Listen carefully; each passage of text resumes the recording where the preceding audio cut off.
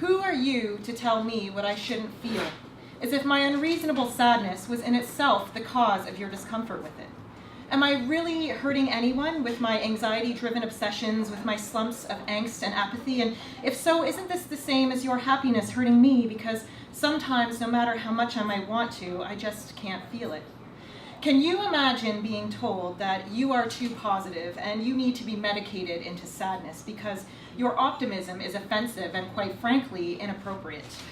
Has it not occurred to anyone that maybe this is just the way I am, and forcing myself to be happier may be doing more harm than good?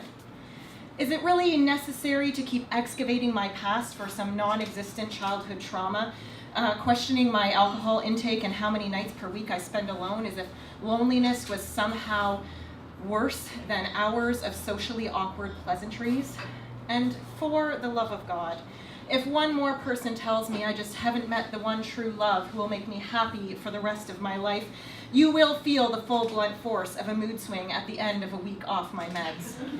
You see, I try so hard to find some balance and some state of homeostasis, but all I seem to find is that there is no form of natural existence I fit into, and yet nothing about me is evident or existential, not my gender, not my race, not my place. I just can't seem to find the broken strand that, if mended, would hold me together.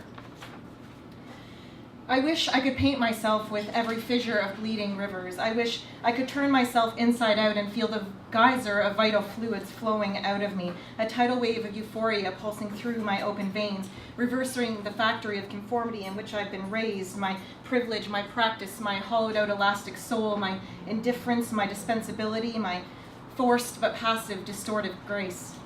I stand at the front of classrooms all day trying to force the standardized knowledge of a broken system down the throats of children caged in by arbitrary expectations they will never meet, surrounded by walls plastered in all the things they need to know to succeed, and all I really want to teach them is how to love themselves so they will not feel inferior to the knowledge and presumptions of others.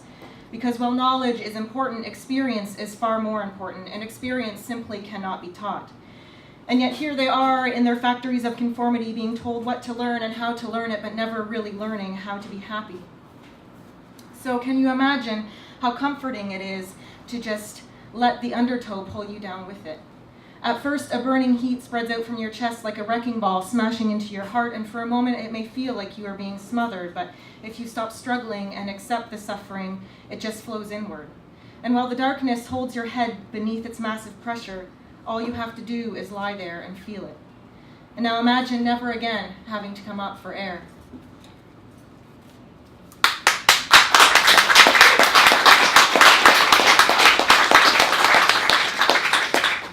This next one's a bit shorter. Since there was talk of a love poem, I thought I would do one. It's not a happy love poem. I wrote it in English and French. I am bilingual, I teach French. So kind of apologize to those of you who don't know French, but at the same time, kind of not. I'm not going to translate it for you, just put that there. Okay, it's called Jeu de cercle, which means the circle game. Ces jeux de cercle font les ronds de mes méninges. J'aperçois dans mes rêves les clowns à la maquillage malheureux qui jonglent des mensonges de verre autour de ma tête. Ils dansent en rond derrière mes yeux. The horizon becomes a teetering plane, throws my balance into the sky like that time we were drunk and you spun me around by my arms, laughing, letting me go to crash my back against the chain-link fence, and the stars did dizzy dances against the black sky when I looked up. Then you took my wrists in your flaccid hands and pulled me into the circle game again.